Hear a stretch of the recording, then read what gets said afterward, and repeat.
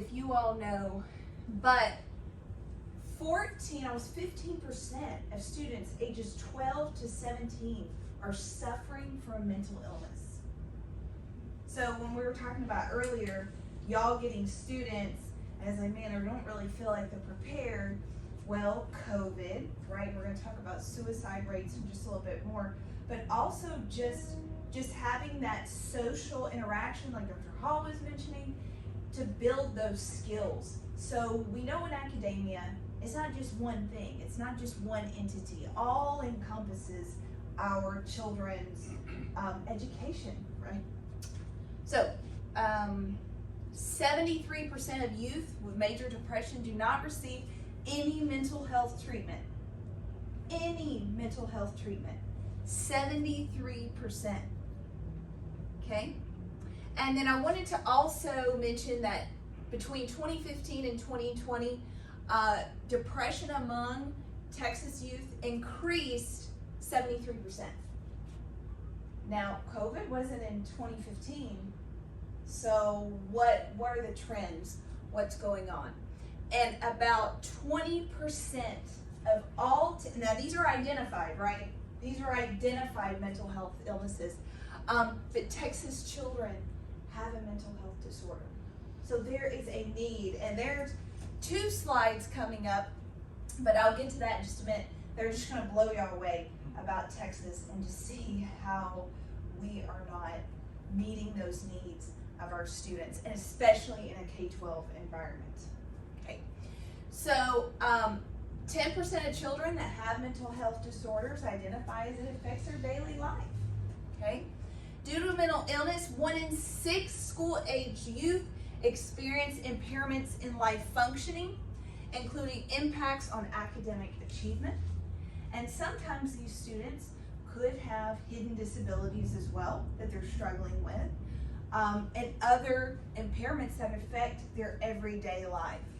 So as you grow older, your mental struggles don't just go away completely. You're still struggling with that. And that can begin to increase and affect you in many different ways. So academically, socially, and suicide attempts have increased 50% in teenage girls since 2019 and 2021. 50% suicide. And then just basically in PK, that's just pre-K or early childhood if you're from K-12. In university institutions, mental health issues such as anxiety, fear, depression are directly impacting academic success. So in addition to COVID, students being out of school, and I can tell you right now, they are not meeting standards that we are wanting them to, as well as not getting mental health treatment during this time.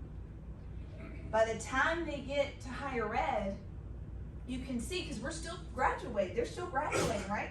They may be in that getting an associate's degree in K-12.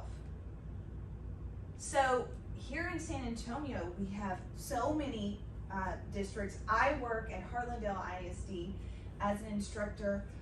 We service about 15,000 students, but I specifically work at an academy that has about 175 enrolled. So we target those students that they're not going to graduate high school without us. We're just their last stop. But just to give you some numbers here in San Antonio too, Northside ISD, another ISD, services over 144,000 students. That's one ISD, another one. San Antonio ISD right here services like, I want to say almost 200,000 students. You can see there's a shortage of teachers, shortage of mental health professionals. Okay, take a look at this map right here. It's a map of Texas. And it's showing who has providers, the mental health providers. This was in 2014. Okay? And it's green. In lighter blue, that's the entire county that needs help. And then in the dark blue is partial. And then if the white or gray, that's who is meeting the expectation. Okay? Check out 2021.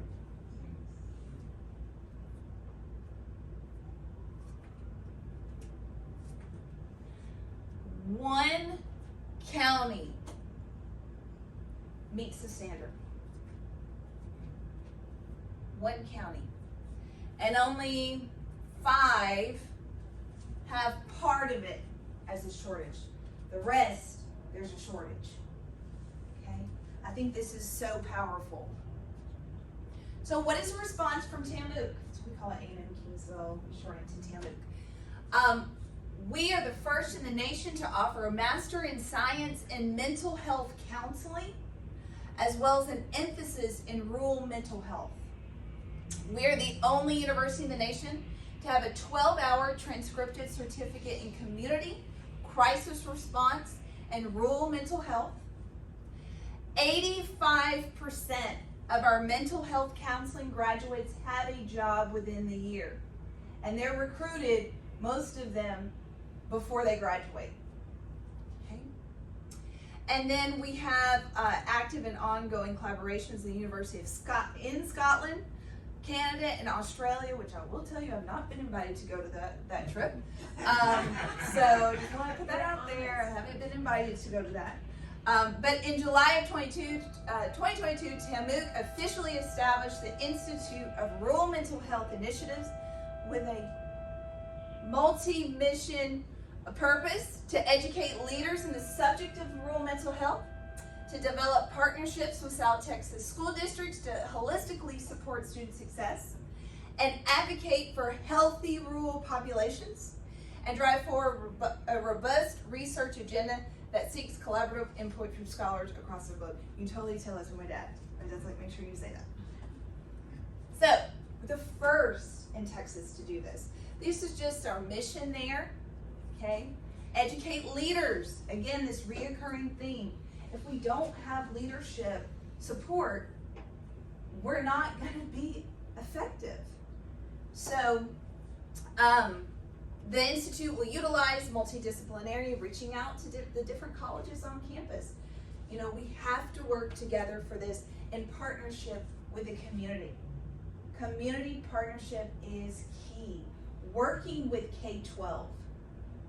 That's key, because that's where they're going to be identified. Okay, and the goals. Well, to prepare graduate students to go out and be impactful in these areas. Okay? Because a school counselor is not a counselor. Does that make sense? In K-12, probably your kids are going through, oh, my counselor's helping me graduate. It's not they are not mental health professionals.